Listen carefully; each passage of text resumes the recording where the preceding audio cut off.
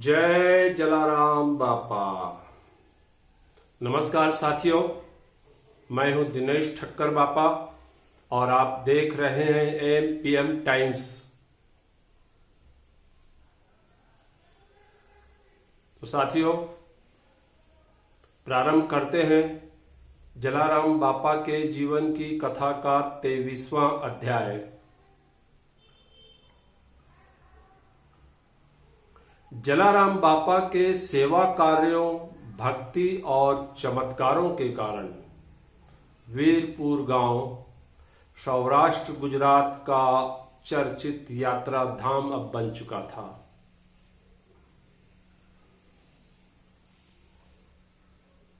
जलाराम बापा को श्रद्धा पूर्वक स्मरण कर रखी गई मन्नत चमत्कारिक रूप से फलती तो थी ही,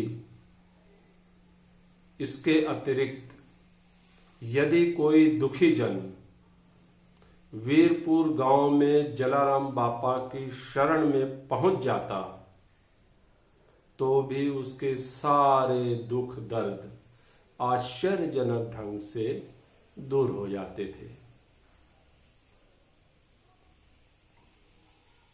वीरपुर गांव के समीप स्थित राजकोट के एक लकवाग्रस्त लोहाणा गौर महाराज गोपाल जोशी भी इसके एक उदाहरण थे।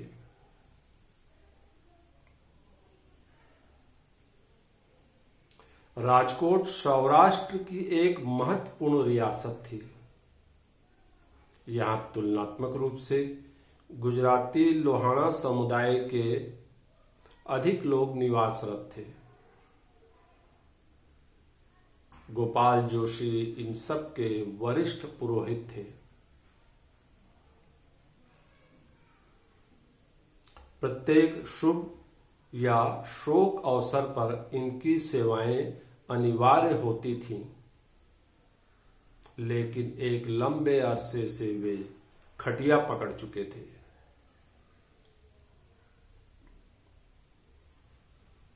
विवशतः बिस्तर पर ही उनका समस्त नित्य कर्म होता था।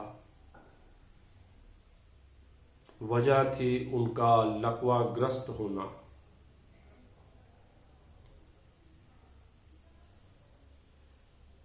पक्षाघात से पीड़ित होने के कारण ये पुरोहित तो स्वयं तकलीफ भोग ही रहे थे, साथ ही इनका पूरा परिवार भी परेशान था और दुखी भी था। ऐसा नहीं था कि राजकोट में अस्पताल, वैद्य या हकीम की कोई कमी हो। सभी से इन्होंने उपचार आजमा लिया था, किंतु कोई फायदा नहीं हुआ था। किसी की भी दवा उपयोगी सिद्ध नहीं हुई थी।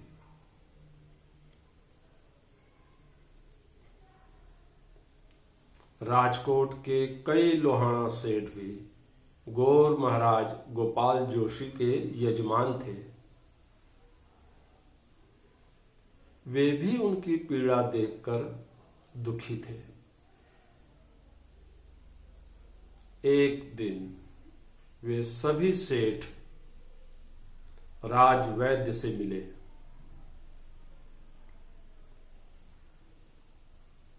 उन्हें गौर महाराज की बीमारी का पूरा ब्यौरा सुनाया।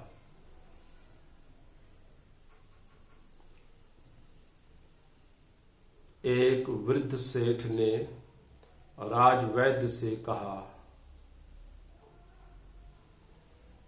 वैद्य जी, केम छो वैद्य जी। फिर उन्होंने आगे अपनी बात कही। वैद्य जी, गोपाल गौर महाराज की तबीयत लगातार बिगड़ती जा रही है। उनकी हालत हमसे देखी नहीं जा रही है। ऐसा कोई अस्पताल, वैद्य, हकीम बाकी नहीं रहा जहां उपचार के लिए उनको दिखाया न गया हो। वैद्य जी, अब आपका ही सहारा है वैद्य जी। उनको ठीक कर दीजिए वैद्य जी। कृपया उनका उपचार तत्काल प्रारंभ करो वैद्य जी। तो बहुत मेहरबानी होगी आपकी वैद्य जी। उनके इस निवेदन को स्वीकार करते हुए राजवैद्य ने कहा,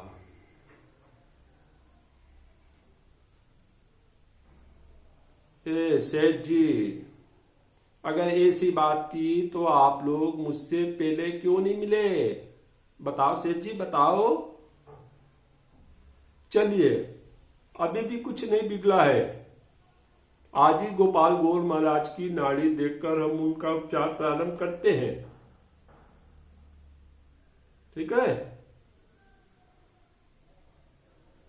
फिर राजवैद्य ने अपने सेवक से कहकर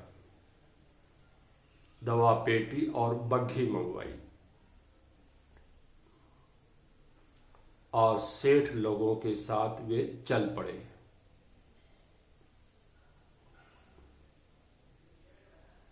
ब्राह्मण मोहल्ले स्थित गौर महाराज गोपाल जोशी के घर राजवैद्य की बग्घी देखकर पूरा मोहल्ला इकट्ठा हो गया। सबको उम्मीद बंध गई कि राजवैद्य के आने से गोपाल गौर महाराज के अब जल्द स्वस्थ होने की पूरी संभावना है।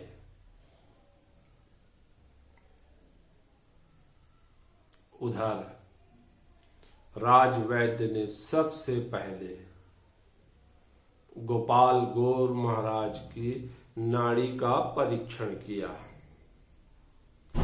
फिर शरीर के हर अंग प्रत्यंग का जायजा लिया और गर्व के साथ प्रसन्न मुद्रा में उन्होंने उनके परिजनों से कहा, ए भाई बहन, अब आप लोग को कोई चिंता करने वाली बात नहीं है। मैं दवा की कुछ पुड़िया दे रहा हूं, इसे शहद में मिलाकर रोज खिलाना गौर महाराज को। देखना, हफ्ते भर में इनकी बीमारी तो छू मंतर हो जाएंगी और ये पहले की तरह फिर से चलने फिरने लग जाएंगे। समझे आप लोग? राजवैद्य की यह गर्वोक्ति और दावा सुनकर सभी के चेहरे खिल उठे।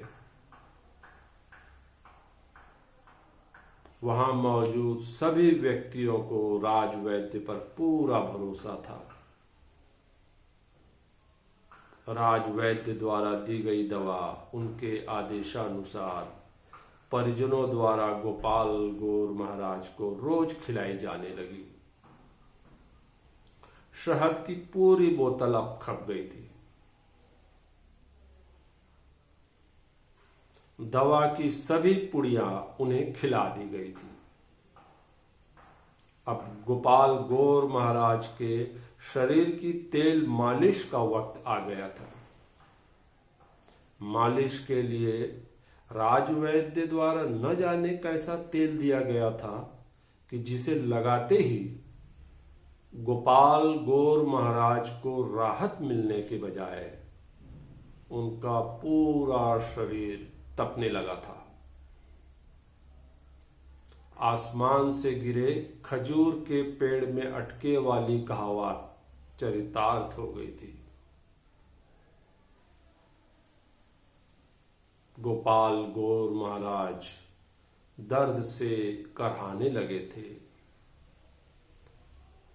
वे हिम्मत हार कर पुत्र से कहने लगे, ए नंदुरा, मरी गयो।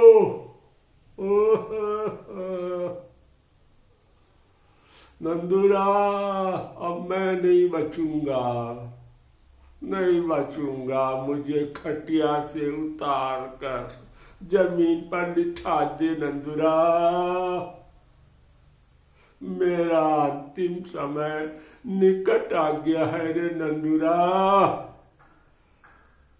गीता पाठ प्रारंभ करवा दे। मेरी बेटी दामाद सबको यहाँ बुलवा दे नंदूरा। गोपाल गौर महाराज की पत्नी ने रोते हुए उन्हें दिलासा दिया। ए नंदूरा के बापूजी, आप शुभ बोलिए। नंदूरा के बापूजी, आपको कुछ नहीं होगा। क्यों अनावश्यक चिंता करते हैं नंदूरा के बापूजी? आप तो 100 साल जिएंगे नंदूरा के बापूजी। हो सकता है राजवैद्य की दवा का असर कुछ दिन बाद दिखे। गोपाल महाराज ने दुखी भाव से दो टूक जवाब दिया। नंदूरा की मां, ये असर तो दिख रहा है, अभी ये हाल है, तो आगे क्या होगा? हे राम।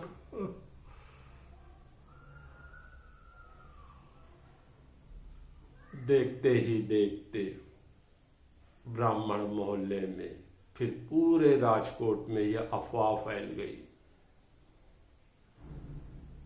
कि राज वैद्य की दवा काम नहीं कर रही है।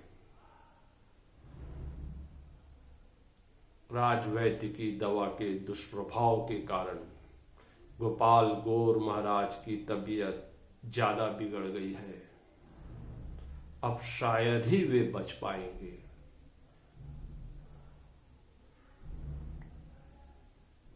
फलस्वरूप रिश्तेदार, यजमान, मित्र, परिचित, पड़ोसी सभी लोग गोपाल गौर महाराज को देखने उनके घर आने लगे, मानो वे कुछ ही दिन के मेहमान हों।